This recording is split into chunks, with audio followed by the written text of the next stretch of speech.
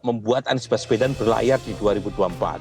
Apalagi kalau kita lihat statement PKS yang relatif tidak mempersoalkan bergabungnya PKB. Berbeda dengan Partai Demokrat, wacana duet Anies Baswedan dan Muhaimin Iskandar ditanggapi santai oleh Partai Keadilan Sejahtera. Kita tidak diizinkan oleh Allah untuk mendukung seseorang memutuskan menyambut baik tawaran kerjasama dengan Partai Nasdem.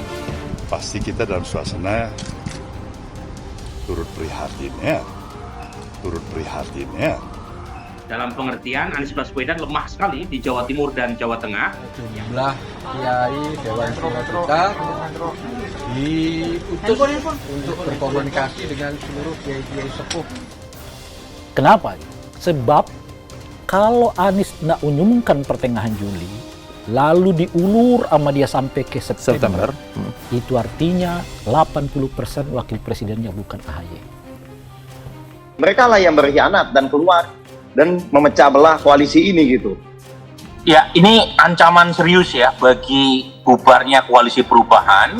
Mas Anies sebagai capres nanti yang milih kan rakyat, bukan partai politik.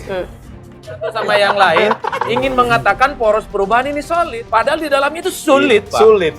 Inilah karakter asli dari teman-teman ya yang mantan mitra koalisi kami maupun mantan baca pres kami seharusnya. Kalau Mas Anies menetapkan Mas AHY sebagai cawapres, apakah ada yang ingin pergi?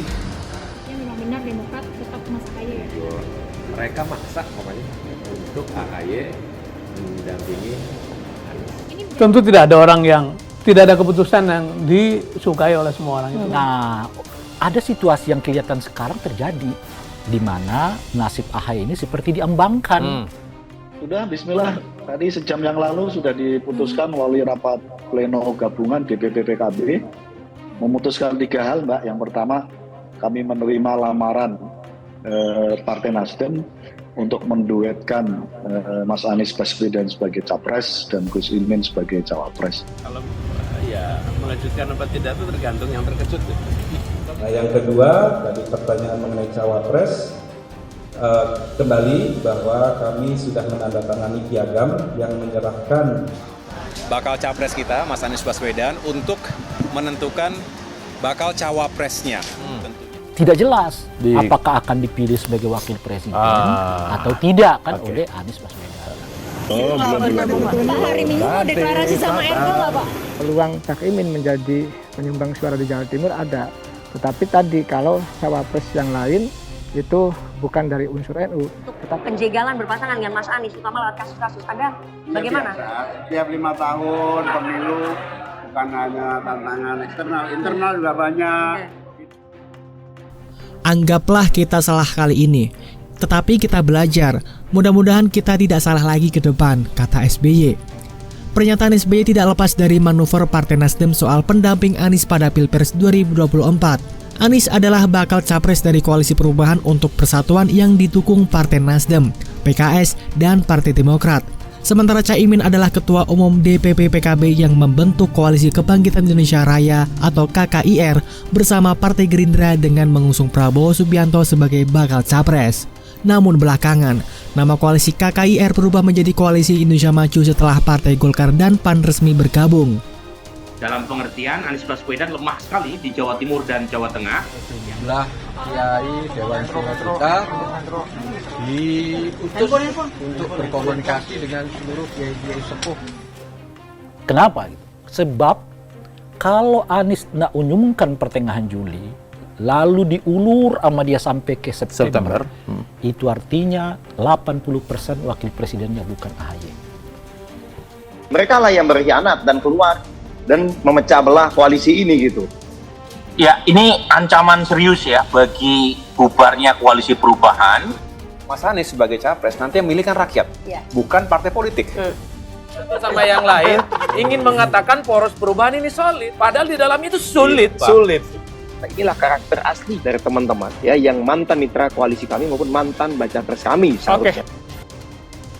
Masuknya partai baru membuat posisi kursi cawapres yang diincar Caimin di KKIR tak aman. Hal ini diduga yang membuat Caimin bermanuver. Di sisi lain, Anies diklaim Partai Demokrat telah menyetujui bila cawapresnya adalah Agus Harimurti Yudhoyono atau AHY. Berdasarkan rilis Demokrat, Koalisi Perubahan untuk Persatuan akan melakukan deklarasi bakal capres-cawapres dalam waktu dekat. Namun, semua berubah setelah Suryo Paloh mendeklarasikan kerjasama Nasdem PKB dengan pasangan calon Anies Caimin pada 30 Agustus 2023. Sontak, dalam kurun waktu belum sampai 24 jam, sikap kader Partai Demokrat kepada Anies berubah. Sejumlah kader bahkan mulai menurunkan spanduk Anies bersama AHY. Tak hanya itu, sejumlah elit Partai Demokrat pun menyebarkan surat yang ditulis oleh tangan Anies yang intinya memilih AHY sebagai bakal cawapresnya pada 25 Agustus 2023. Mengulang peristiwa Pilpres 2019 dan 2014. Jika ditilik ke belakang, harapan palsu yang dialami Partai Demokrat saat ini seolah mengulang peristiwa Pilpres sebelumnya. Pada Pilpres 2014 misal, atau ketika SBY masih berkuasa, Partai Demokrat gagal mengusung jagoannya. Saat itu, parpol berlambang Mercy ini berusaha membangun koalisi dan menaikkan nilai partai yang sebelumnya hanya 10% lewat konvensi capres Partai Demokrat. Sebagai catatan, Demokrat adalah pemenang pemilu 2009 dengan suara sangat besar, yakni 20,85%, unggul jauh dibandingkan Partai Golkar dan PDI Perjuangan di urutan kedua dan ketiga yang hanya dapat suara 14%. Akan tetapi, elektabilitas Partai Demokrat anjlok jelang pemilu 2014 akibat sejumlah kasus korupsi yang dilakukan sejumlah elit partai. SBY bahkan sampai turun gunung mengurus partai dengan menjadi ketua umum lewat Kongres Luar Biasa Partai Demokrat yang digelar di Bali pada 30 Maret 2013. SBY menggantikan Anas Urbaningrum yang terjerat kasus korupsi.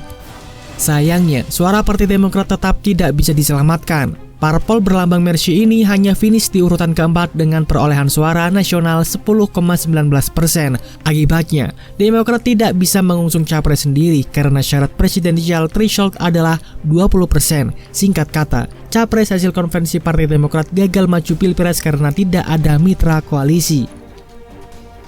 Meski sempat menyatakan netral, tapi akhirnya memutuskan mendukung pasangan Prabowo Hatta Rajasa. Bagaimana dengan pemilu 2019?